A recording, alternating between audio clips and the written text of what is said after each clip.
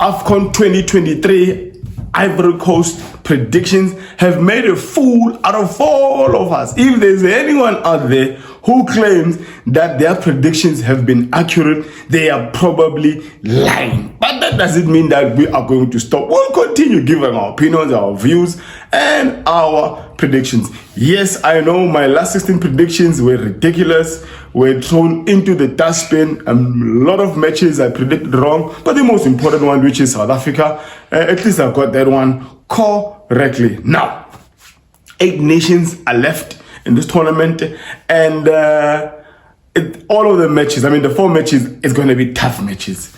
It's going to be tough matches to put your head on the block and really say this nation is going to win. It's we don't know. I mean, it's been a very unpredictable tournament, but one that is very competitive, entertaining, lots of goals. And the very first match between the Super Eagles of Nigeria versus the Angolans, it's going to be a tough game.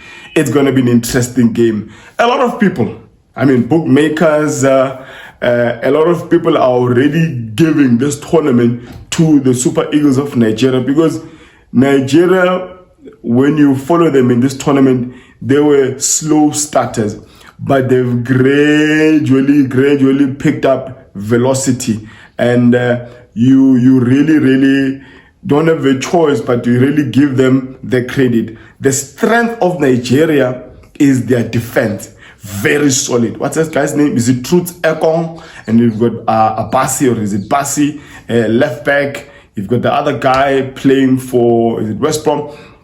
So their back three is very solid. It's very solid. It's their strength, and they've got a good goalkeeper in Nwabisa. And the strength of the Angolans is in attacking. I mean, they're attacking forwards. You've got Freddy, you've got Gelsin Dala, you've got Mbululu, who at this point in time has probably scored the goal of the tournament, that beautiful curler against the Namibians. And then it's going to be a defense that's going to be tested by the Nigerians, and the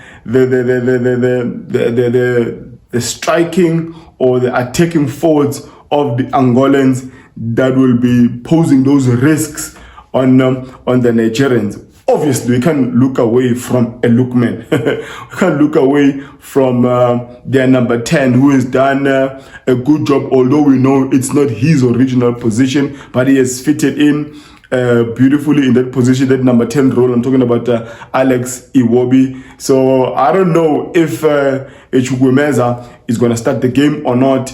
It's going to be a beautiful game. I'm hoping that it's going to be an open game. Both teams are not going to approach this game with defensive-minded, but they will go at each other wanting to win this match. I really see this match with a 90-minute ending on a 2-2. And I think Nigeria might actually either win it in the extra time or win it in the semi-finals. But still, I will not be shocked if there's an upset and Angolans actually win this one, because they actually deserve some credit. They've done extremely well. The second match, I think it is DRC versus Guinea.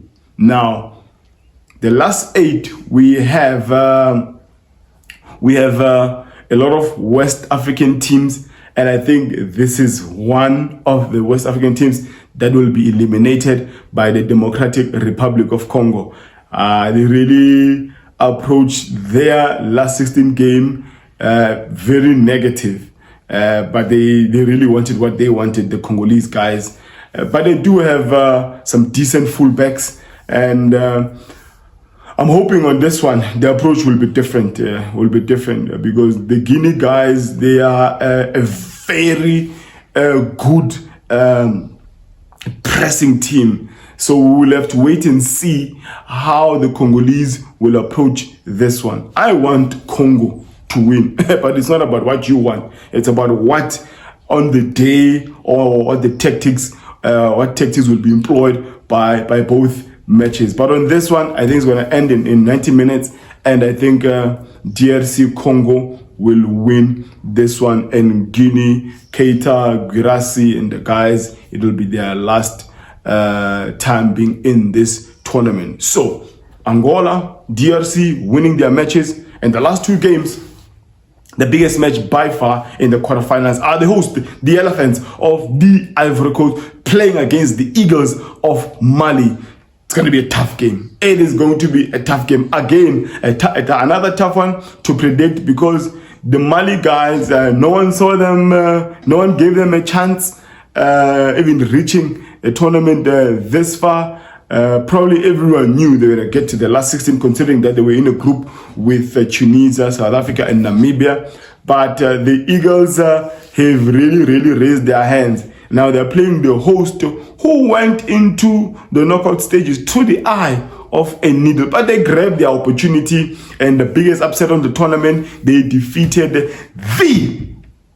Teranga Lions of Senegal. So the Ivorians are backing their team. It's going to be a tough game. There are some players in the Ivorian team that must be dropped. There are some players that are just useless. The coach must take heart and be a big man and really start some guys on the bench. Otherwise, if he continues in this manner, those players are going to compromise their nation, and they might actually lose this game against Mali. I don't really see this game going to the to the extra time, but I see Ivorians winning this one if they drop some big names, because some of these big names have been useless. Fofana is a big boy, and he just needs to be supported.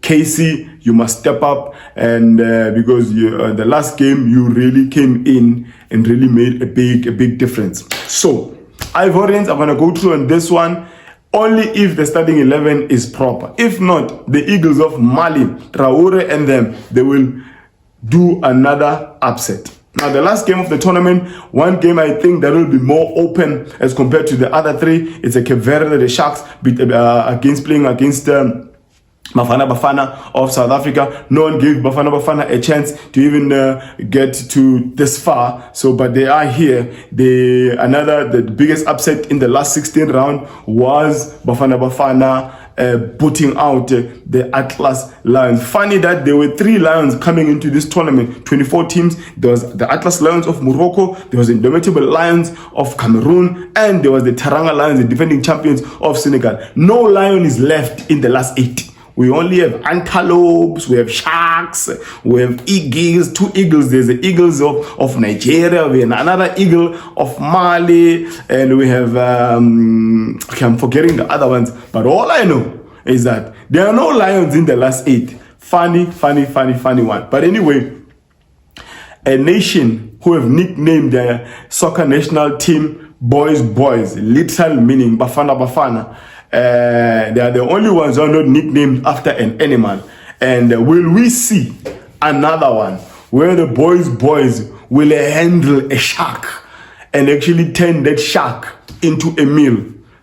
The Cape Verde boys are very good. They must not be underestimated. They've got tricky wingers. So it will mean that Mudiba, who's played that left back role, and the sailor Mudau, the right back role for Bafana, they might probably need assistance either from a Tapelo Murena, who played more as a right wing, or an 8.5, and another person who might also need to assist Esela Mudau might be the general himself, Tebogo Mokoena. We'll have to see how tactics will be employed in this one, but I'm really hoping for an open game, because these are not teams who rely on high balls, who are physical, but it's teams that want the ball to eat the grass. So it's a 2-ball playing teams who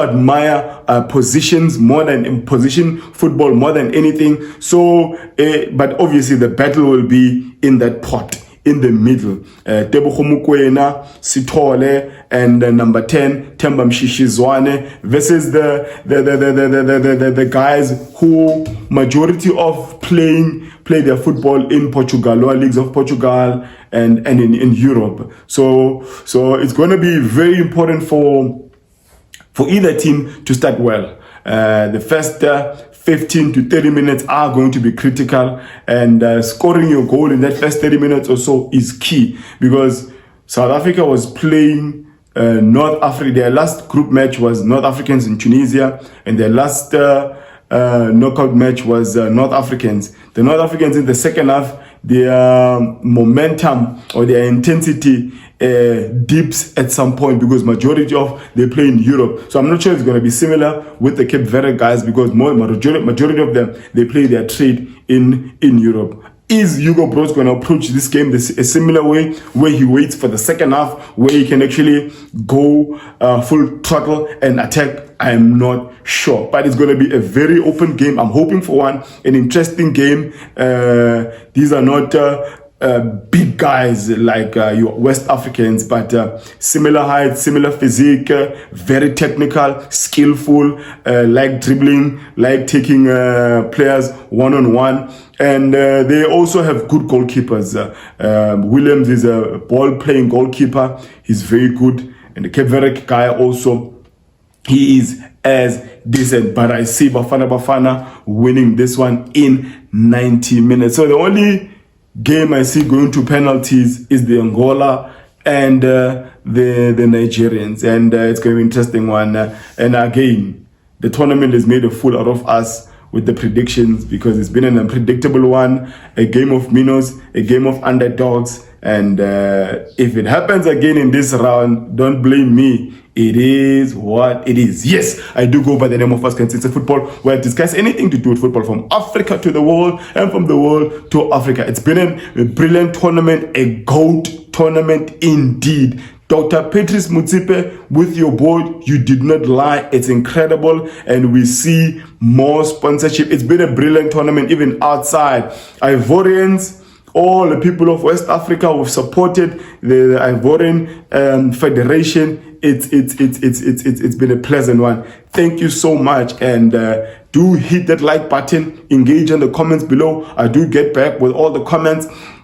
Share the content on all your socials. I do really appreciate it. And may my God bless you all.